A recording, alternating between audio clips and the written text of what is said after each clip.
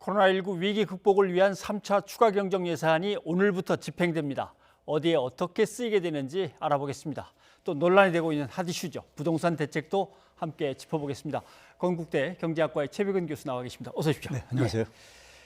3개월 내에 75%를 빨리 써서 빨리 돌려서 경제를 어떻게든 끌어올려야 된다라고 하는 건데 어디에 먼저 투입이 되겠습니까?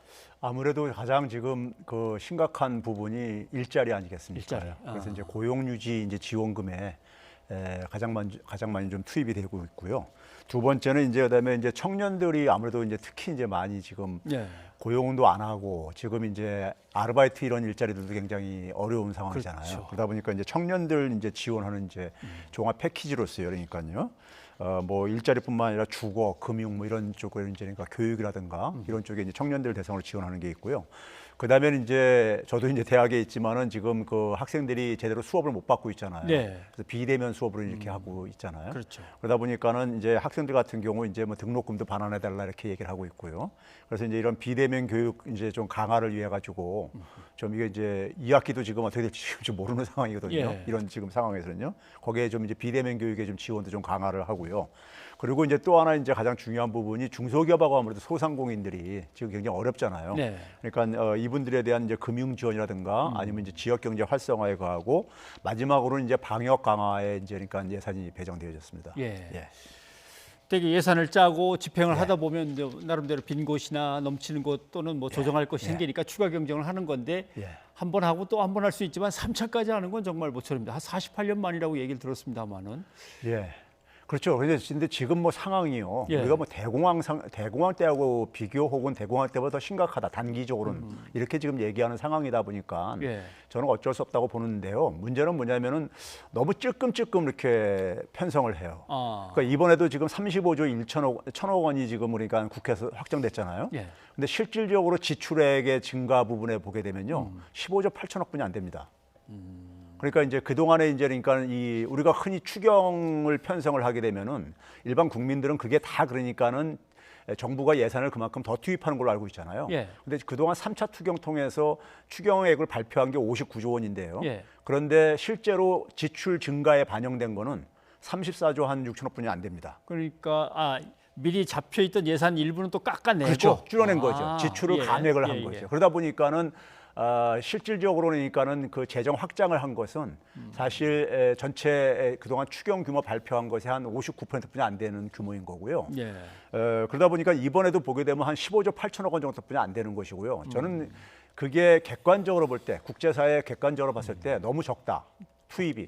실제로 보게 되면 OECD에서 이제 그러니까 재정 수지 적자 규모를 이제 발표를 했는데요. 예. 우리나라가 3차 추경까지 해가지고 GDP 대비 마이너스 3.9%입니다. 재정 수지 적자가요. 예. 그런데 OECD 평균이 뭐냐면 거의 한 12%대입니다. 마이너스 12% 정도 돼요. 그러니까 우리나라가 OECD 국가 중에서 가장 재정 수지 적자가 적은 나라 중에 한 나라예요. 예. 그러니까 너무 그러니까 재정을 지금도 여전히 상대적으로는 긴축적으로 운용을 하고 있다고 보고 있고요. 예. 그래서 이런 식으로 하게 되면 그러니까 또 4차, 5차가 또 뒤따라 될지도 모르겠습니다. 제가 볼 때는요. 사실 뭐 이렇게 마중물을 붓고 물을 예. 끌어올릴 때도 사실 조금 붓는 게 아니라 부을 때 확실하게 한 번에 맞습니다. 부어서 끌어올리는 예. 건 맞습니다. 그러니까 지금 추경도 그러니까 지금 앞으로 3개월 동안에 뭐 75% 투입한다는 것도 예. 바로 그 효과를 극대화시키게 한 거거든요.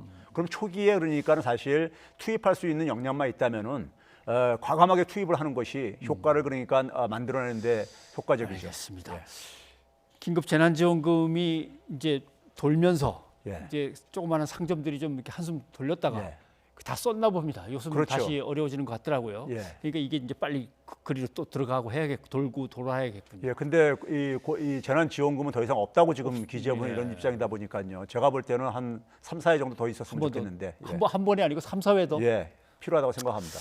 근데 말씀하신 대로 하려 보면 이제 야당에서는 당연히 지금 빚더미에 올랐는 거 아니냐 이거 지금 부채가 이렇게 막 늘어도 되느냐 있는 돈 갖고 쓰는 게 아니고 어차피 이렇게 되면 또 국채 발행이 부를 텐데 이 걱정을 계속 하는 거죠. 근데 이제 국가 부채가요. OECD에서도 발표를 했어요. 예. 근데 우리 3차 추경까지 해가지고 발표한 게 43.3%입니다. 43.5%요. 예. 그런데 OECD 평균이 얼마냐면요. 120한7% 정도 돼요. 네, 100% 한참 넘는군요. 예, 그러니까 우리가 그러니까 OECD 국가 중에서 두 번째로 낮은 나라인데요. 에스토니아라는 나라가 예. 에스토니아 나라는 한 123만 정도 인구가 되는 나라거든요. 이 나라를 제외하고는 우리가 제일 낮아요. 예. 그러니까 국제사회 기준에서 봤을 때 우리가 너무 그러니까는 국가 부채도 과도하게 걱정을 하고 있다. 그들 나라들은 그러니까 재정 건전성에 대해서 그러니까 그 우려를 안 해서 이렇게 쓰고 있는 게 아니란 얘기죠. 예. 근데 왜 우리만 유독이 그러니까 재정을 이렇게 우리가 긴축적으로 운용을 해야 되고 예 국가 부채를 그렇게 과도하게 근거 없이 그러니까 걱정을 해야 되냐 이거죠. 예. 알겠습니다. 아무튼 아직은 우리에게 더 쏟아붓고 마중물을 갖다 끌어올려야 되는 이용해서 끌어올려야 맞습니다. 되는 그 타이밍이 있는데 야당은 너무 걱정만 한다라는 말씀이 되겠군요. 알겠습니다. 자, 부동산 얘기를 해봐야겠습니다. 아무튼 지금 상황은 최자가 많이 들어갑니다. 유동 자금은 사상 최대, 맞습니다. 금리는 사상 최저. 맞습니다. 그러니까 이제 대통령도 부동산에 최선을 다하겠다 이렇게 해서 최자가 계속 들어가는데 예. 먼저 대통령 얘기 한번 좀 들어보고 넘어가겠습니다. 지금 최고의 민생 과제는 부동산 대책입니다. 국회도 협조해 주시기 바랍니다. 이미 작년에 내놓은 12, 16 대책과 최근의 6.17 대책은 물론 곧 내놓을 정부의 추가 대책까지 포함하여 국회에서 신속히 입법으로 뒷받침해 주어야 실효를 거둘 수 있습니다. 예.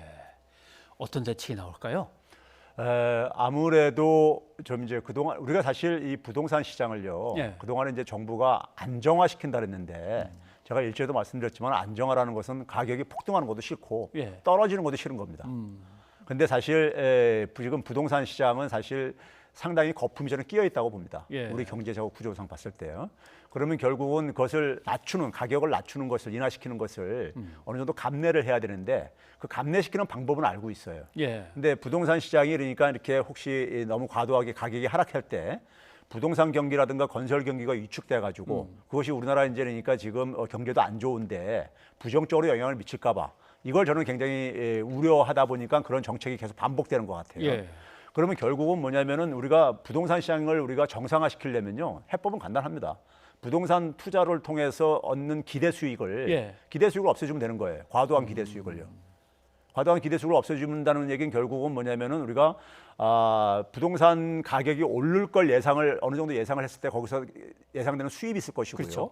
그다음에 이제 거기에 투입되는 자금에 대한 비용이 있겠죠. 그게 이제 이자 비용입니다. 근데 이자는 지금 사상 최저란 말이에요. 예. 그러면 결국은 뭐냐면 그 수입에 대해서 그 수입이 다른 데 투자했을 때보다 기대 수익이 높다면은 부동산 시장에 자금은 유입될 수밖에 없어요. 예. 그러면 그 수입을 그러니까 낮추는 방법은 과세를 하는 거죠. 예. 세금을 통해서 그러니까 그 불로소득을 환수하는 것이죠.